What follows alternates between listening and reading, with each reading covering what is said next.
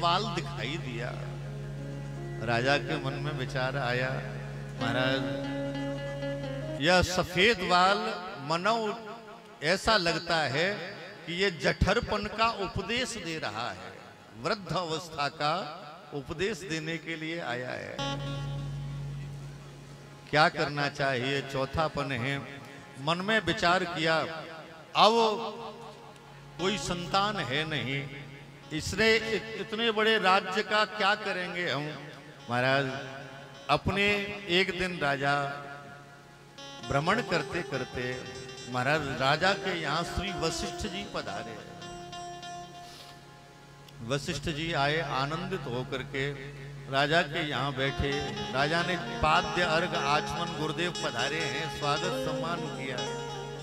महाराज परम आनंद हृदय में गुरुजी के आया, लेकिन गुरु पुत्र रोने लगा। गुरुजी का जो बेटा था वो महाराज चीख चीख करके रोने लगा। महाराज श्री दशरथ जी ने देखा, गुरुदेव से पूछा, गुरुदेव ये भूखा है, कुछ खाएंगे ये लाला बालक आपके, या किस कारण रो रहे हैं, रोने का कारण क्या है।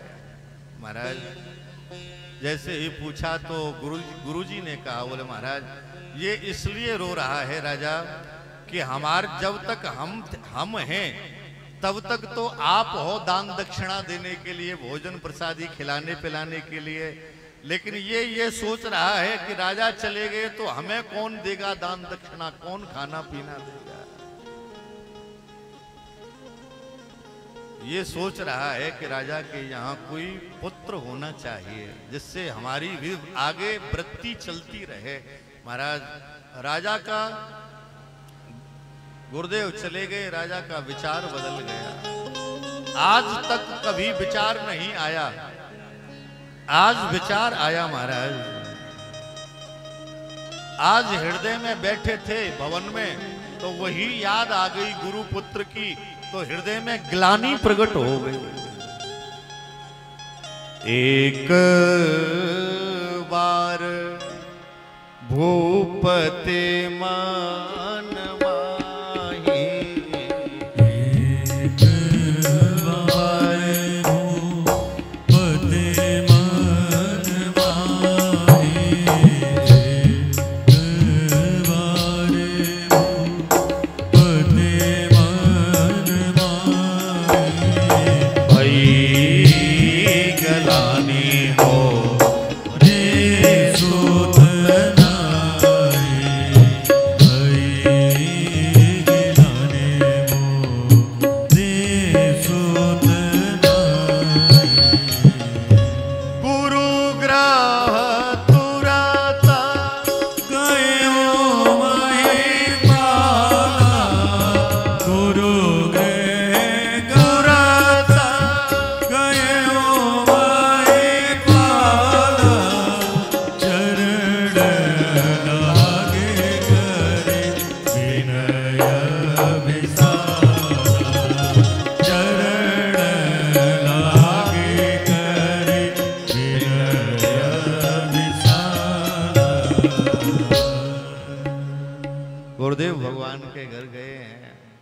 महाराज। मन में ग्लानि भई राजा के, खड़े भये, सोचा चलो अब ग्लानि है तो कहाँ चलना चाहिए ग्लानि मिटाने के लिए। बोले गुरुदेव भगवान के घर चलना चाहिए।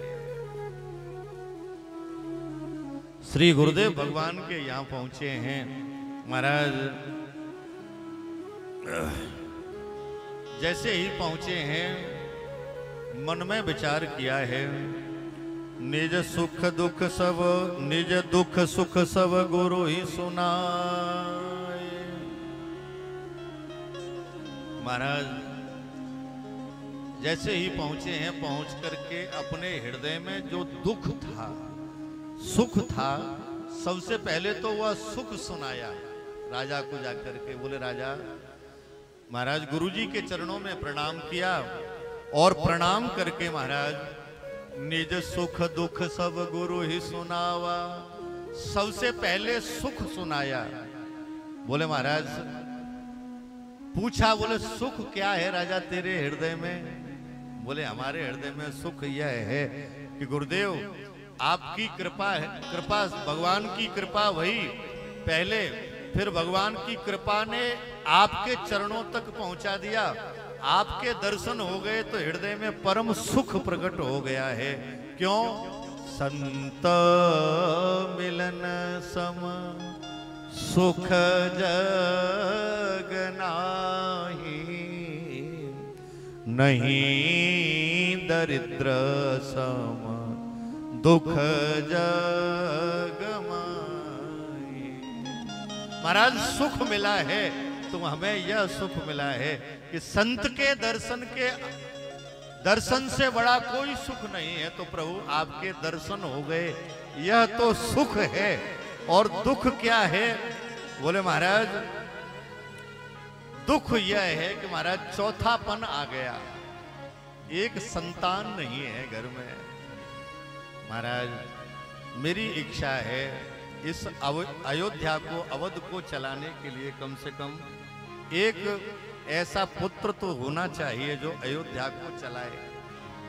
महाराज यह दुख है जीवन में। गुरुदेव भगवान ने कहा राजा आप चौथेपन में आए हो तो दुखी होने की आवश्यकता नहीं है, हम तुम्हें आशीर्वाद देते हैं।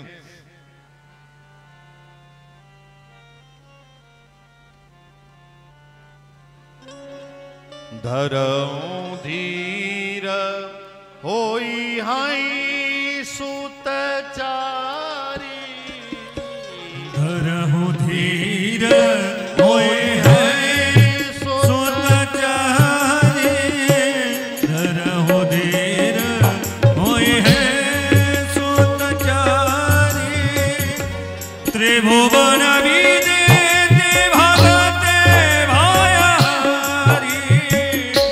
त्रिभुवन विदिति भगत भायारी, धरऊं धीर होई हाई सुत चारी, धरऊं धीर होई हाई सुत चारी।